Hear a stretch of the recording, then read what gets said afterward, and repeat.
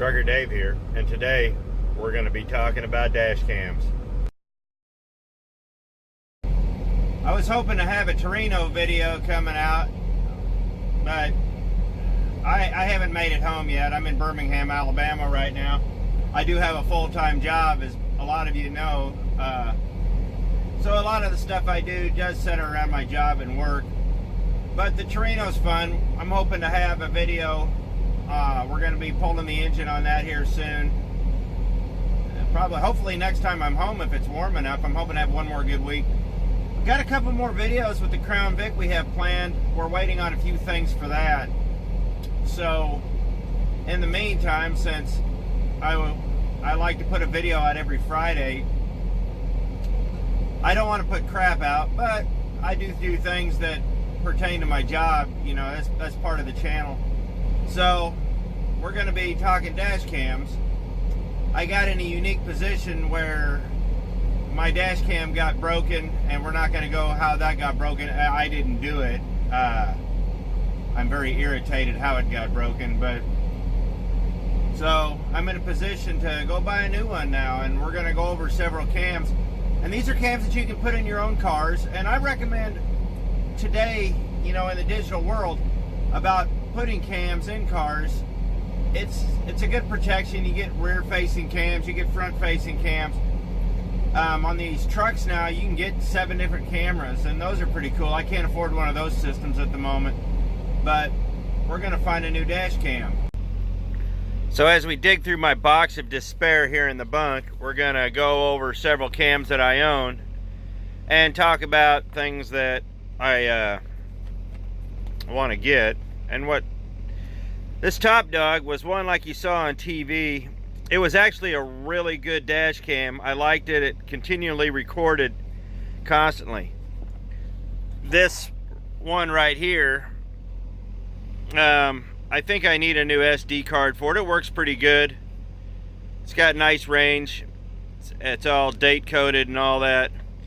But oh, this is the Top Dog. You can tell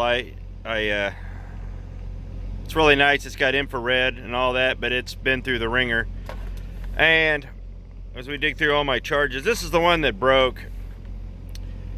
I really liked this one. This is by Cobra. It's part of a modular system.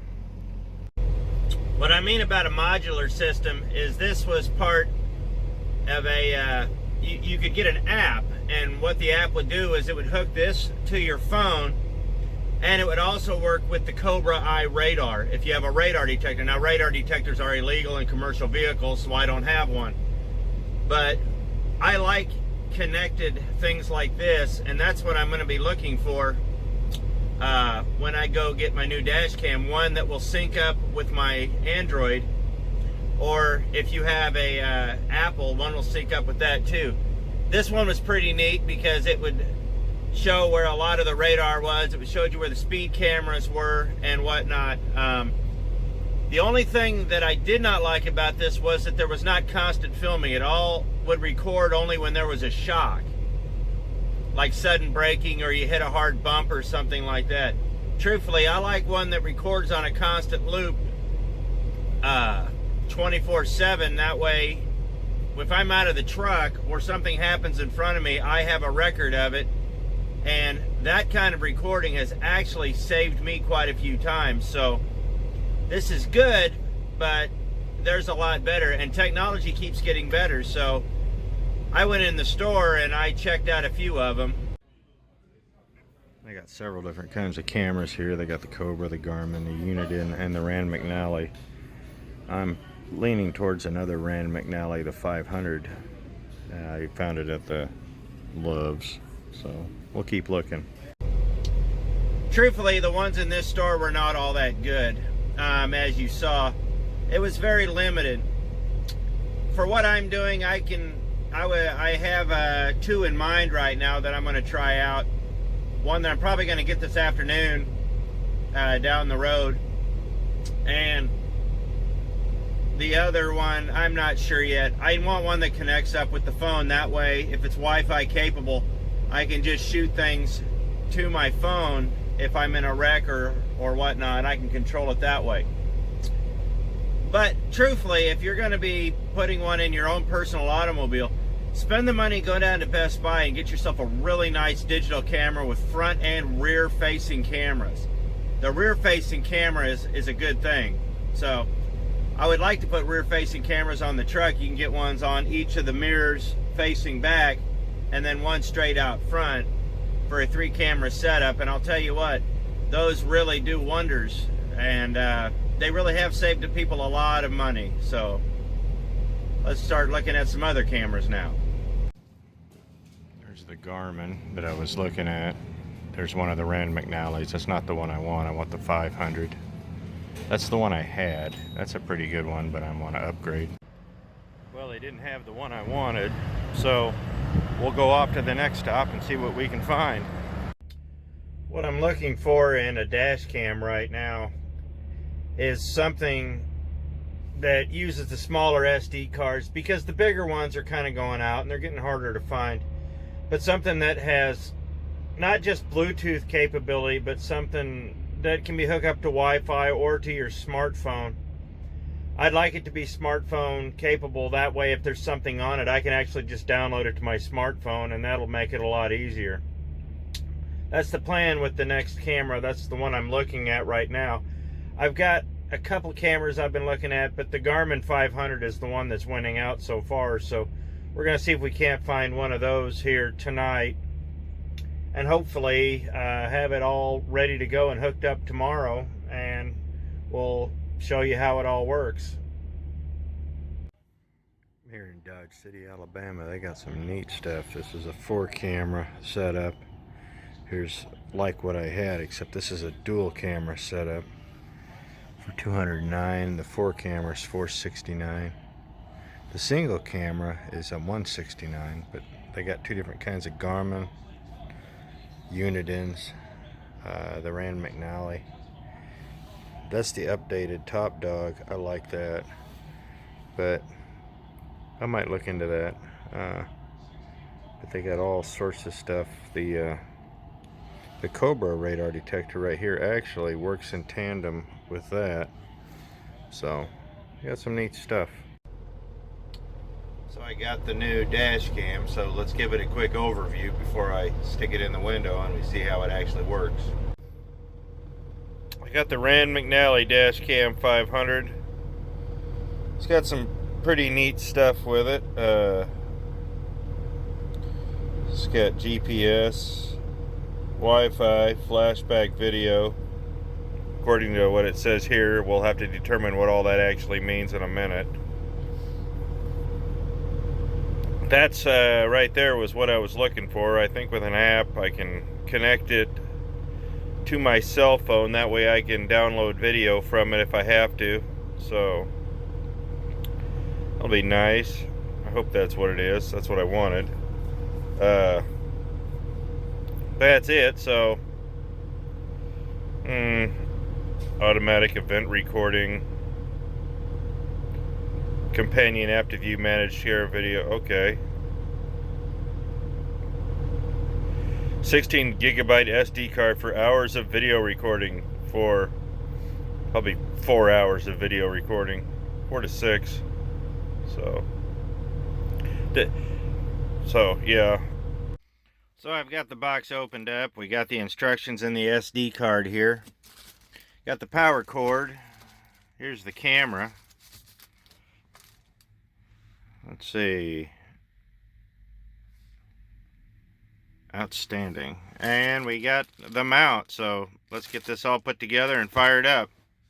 Something I learned the hard way when it comes to video recording with the SD cards is that sometimes you can get an SD card that's too big or it's too advanced for the technology it's in the phone. It sounds funny to say there's an SD card too advanced. I ran into this with that Road Dog. I bought a top-of-the-line SD card and it would not work. I called customer support to find out why, and he told me that's what it was. He said, go out and find the cheapest SD card you can find, and that'll work just fine. And I did, and it worked wonderful. So that's something to think about. Also, you can get an SD card that's too big. there'll be directions in here, and it'll tell me I can use an SD card up to a particular size, because if you get too much memory in it, I think it throws the software up. This is all pretty rudimentary software. Well, yeah, I know the old ones are pretty rudimentary, but we'll see how rudimentary this is. So let's get it put in. Well, we got the camera in. It's got some neat features, which I'll tell you about here in a minute. Well, it had some neat features. I do like it is connected to my Android device, as you saw. I'm having a little trouble connecting it right now. I don't know if it actually needs a hard internet setting or it moves through the hotspot. I thought it would move through my mobile hotspot. I need to read the directions a little better. But this has wireless internet built into it, and not Bluetooth, but I can download the videos and whatnot from the SD card right straight from the phone. It's got shock, GPS, it timestamps everything. So overall, it seems like a pretty good camera, so we'll give it a run and see what happens with that.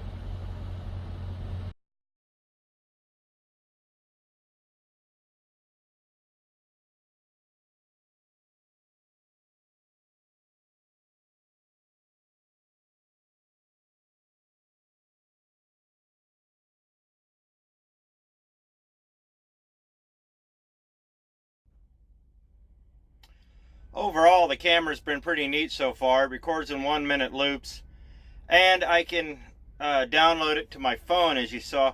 I'm having a little trouble with that. I'm not sure if it actually needs a much stabler Wi-Fi, or if I need to get a wireless card for like a computer or something like that. It's something I'm gonna have to play with a little further, or get an adapter for an SD card. But overall, the sound's really good, the picture's really good, and you know, it's just going to take some getting used to play with.